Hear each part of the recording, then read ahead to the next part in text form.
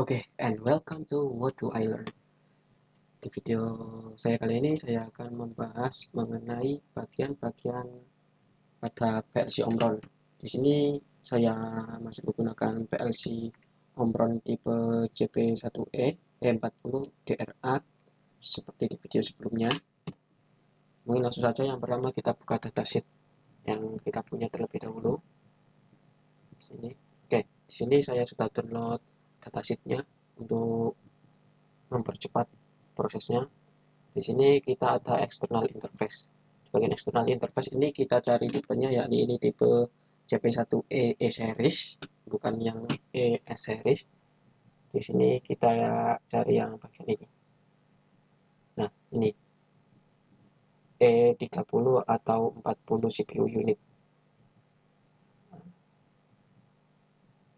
Nah, di sini dijelaskan untuk terminal blocknya itu fixed, namanya tidak bisa diubah-ubah. Bisa kalian lihat di gambar ini. Di video ini dijelaskan.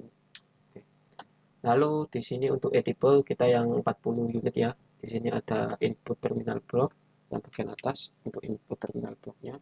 Total ada 24 input dan output terminal block. Yang mana totalnya ada 16 input. Kalian bisa hitung sendiri nanti. Kalian pause videonya. Lalu di sini ada power supply input terminal. Power supply input terminal di sini ada L1, L2 dan simbol ground. Lalu di sini ada pemisah garis putih tebal untuk memisahkan antara power supply input terminal dengan input terminal. Power supply input terminal ini yang di sebelah kiri garis putih tebal dan input terminal di sebelah kanan garis input tebal. Lalu di sini ada pembagian juga di bagian input terminalnya, yakni dibagi antara channelnya. Yang mana untuk PLC Omron itu untuk channel input dimulai dari channel 00 sampai channel 99, sedangkan channel output dimulai dari 100 hingga 199. Di sini yang pertama untuk L1, L2 untuk fasa netral. Lalu untuk bagian yang atas, tulisan atas ini itu mengindikasikan untuk terminal yang atas ini. Sedangkan untuk yang bagian bawah seperti 00, 02 sampai 10 itu terminal blok yang bagian bawah.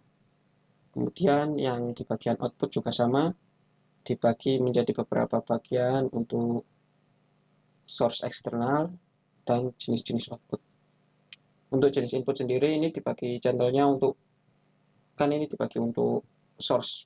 Jadi untuk L1 ini, L2 ini, lalu ini ground, lalu di sini ada untuk COM, ini 00 berarti. Nah, ini dipisahkan sesuai dengan ini. Lalu ini untuk channel 1 berarti alamatnya bit. Untuk angkanya di sini adalah bit pada PLC. Sedangkan untuk channel itu angka di depan bitnya. Jadi misalnya untuk 00 ini yang mana berada di channel 0, di sini biasanya ditutupnya ada tulisan channelnya, contohnya seperti di PLC ini. Nah, ini ada tulisan 0CH, yang mana channelnya 0 untuk dipisah juga dengan garis putih tebal. Untuk channel 0 ini dimulai dari channel 0 bit 00 hingga channel 0 bit 11. Lalu di sini dipisah lagi dengan garis putih tebal, yang mana mengindikasikan ini itu channel 1.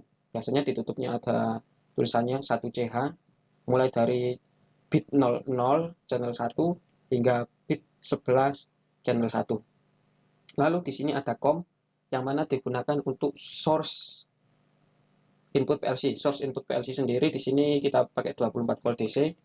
Ini bisa kita gunakan untuk source diberi tegangan positif atau tegangan negatif, tergantung jenis input yang kita pakai, sinking maupun sourcing.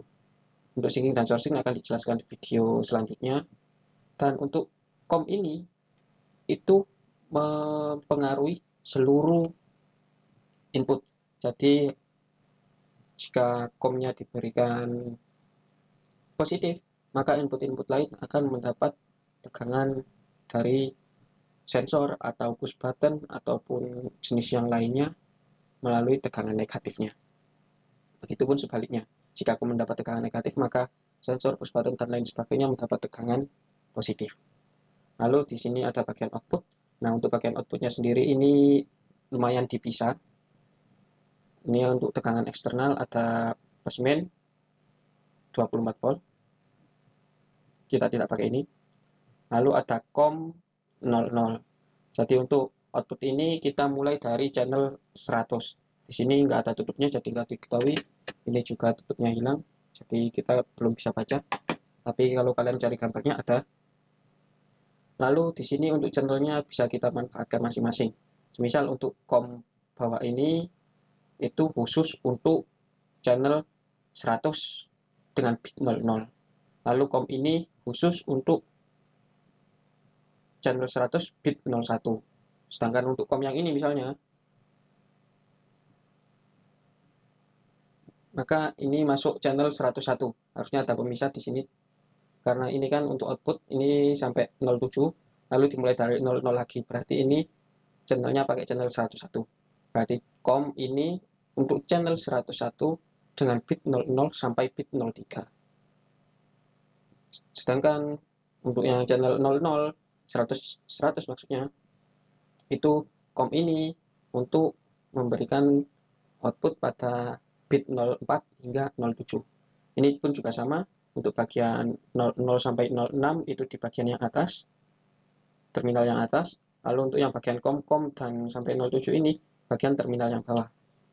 Lalu di sini ada slot baterai, di sini ada slot baterainya untuk penyimpanan memori. Kayak contoh di sini ini tipe 01L yang kemarin. Nah, ini ada baterainya. Yang ini enggak ada.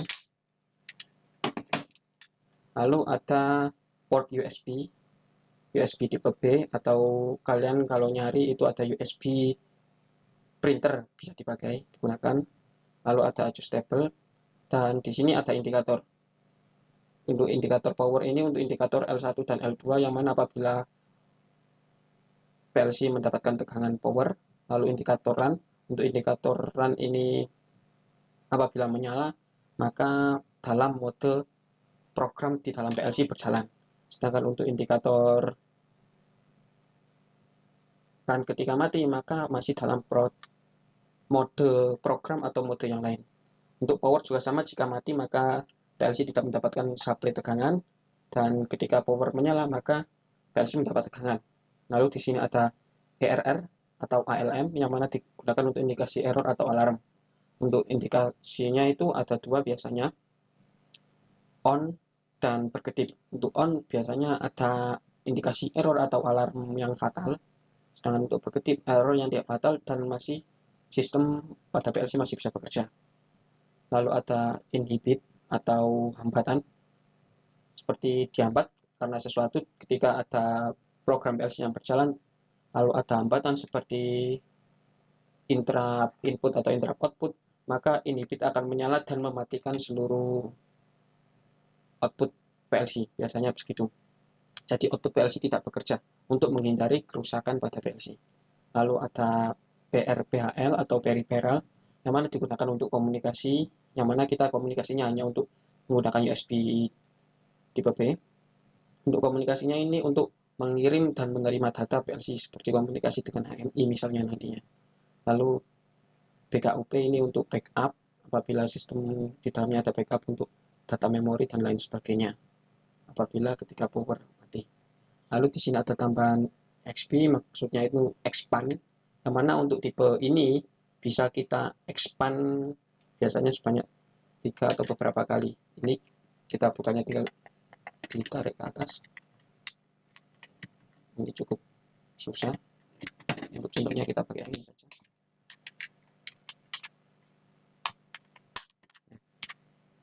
Jadi ada pin di sini, di dalamnya ada pin-pin seperti ini. Nah, nanti ada pin tipe expand-nya ada sendiri nanti.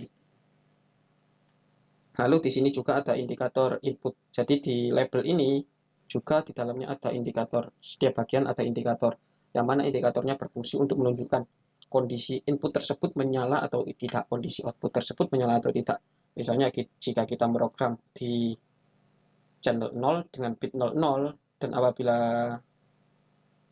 push button tersebut bekerja sesuai dengan baris program, maka 00 ini akan menyala, biasanya indikatornya berwarna oranye.